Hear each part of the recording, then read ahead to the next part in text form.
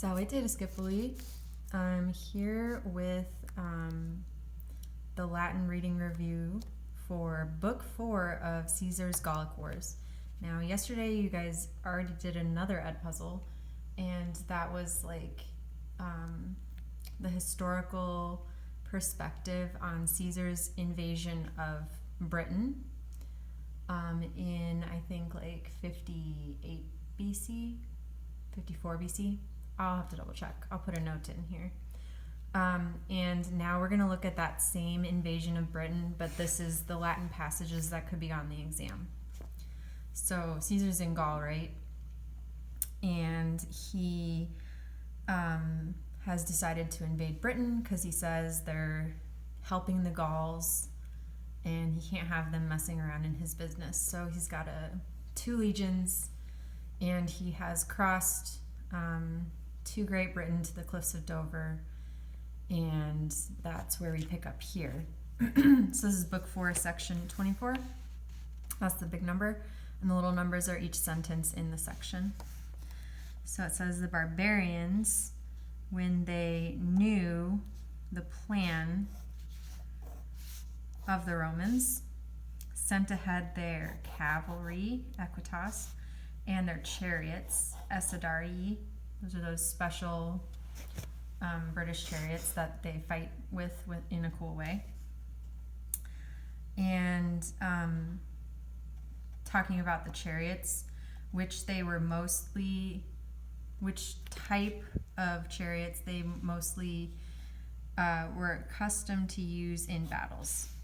And then with the rest of their troops following, they were prohibiting our men, that's the Romans, from getting off of the ships.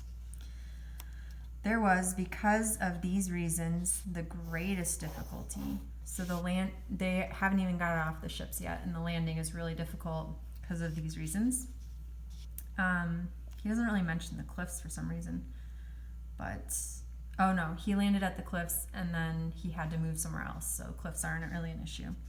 But anyway, these are the issues because the ships, because of their size, these are big transport ships, could not stop unless they were in deep water. That's that metonymy, deep, for deep water. And the soldiers, since the locations were unfamiliar, they didn't know this place, and their hands were hindered, and they were oppressed by a great and serious weight of weapons. So they wear 80 pounds of armor or something. So that was their issues. They didn't know the place, their hands were full, and they had a lot of heavy armor.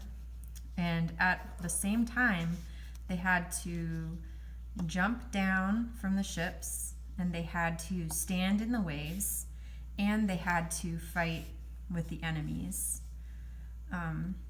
So that was a lot to deal with. So they're struggling. Whereas, in contrast, those guys, that would be the British, were either on dry land or just a little bit in the water, and all of their limbs were free, not hindered. Expeditis is free and impeditis is hindered. And these places were super familiar to them, and they threw weapons boldly, and they urged on their horses. So they had the advantage, they had the high ground, whatever. Because of which things, our men, the Romans, were scared, and they were not experienced in this type of battle, and they didn't have the same zeal and eagerness which they used in foot fighting on foot. Like normal infantry battle is what the Romans were best at. Sorry, my stupid dining room light is flashing. Let me fix that real quick.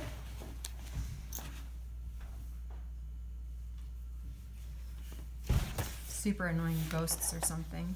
Anyways, that was section 24. Here is section 25.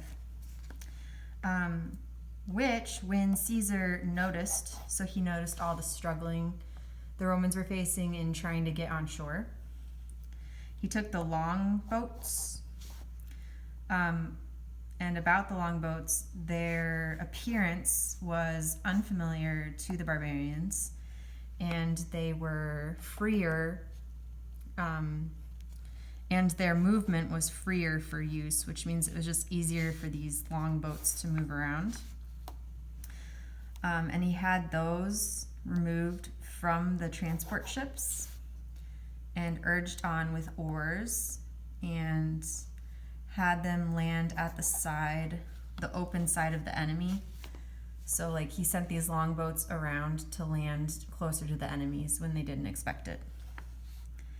And the people standing on those longboats used sling stones, fundis, and arrows and other flying objects to drive back the enemies, and move them away. So like he's trying to give an opportunity for his men in the water to get on land, using these long ships to distract the enemies.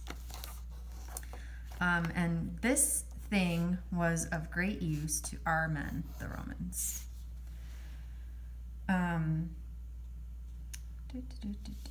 Okay, because the shape of these ships, I didn't really know the shape of ships could be scary, but okay. And the movement of the oars and the unfamiliar type of weapons that were being thrown scared the barbarians. And the barbarians constituent, they stopped. And a little bit they retreated. This means brought back their foot, which is an idiom for retreated. And with all of our soldiers struggling, ablative absolute, especially because of the deep depth of the sea, there's this guy, one guy, who was carrying the eagle of the 10th Legion. So he's an aquilifer, guy who carries the eagle. And he's in the 10th Legion, which is Caesar's ultimate favorite legion ever, his special legion. And this guy is displaying a certain virtue in here.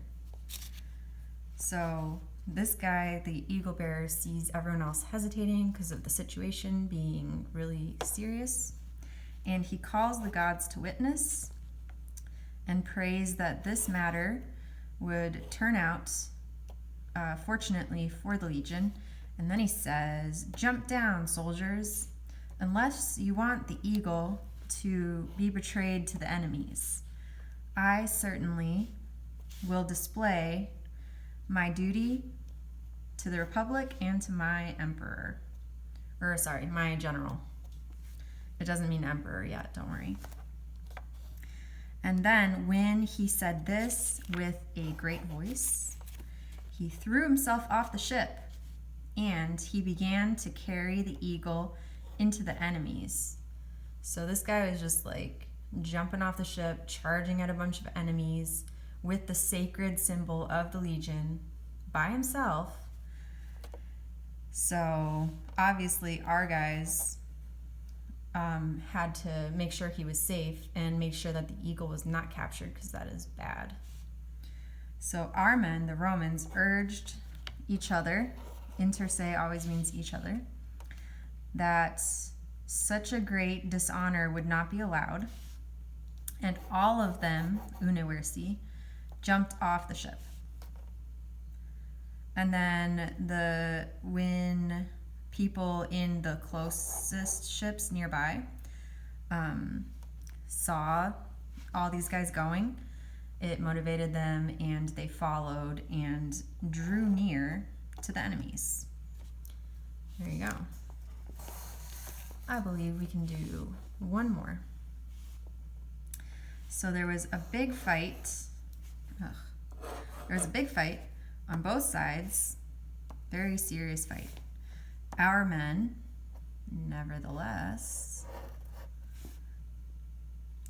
because they could neither keep their ranks, they couldn't stay in order. Stupid pen, stop dying on me.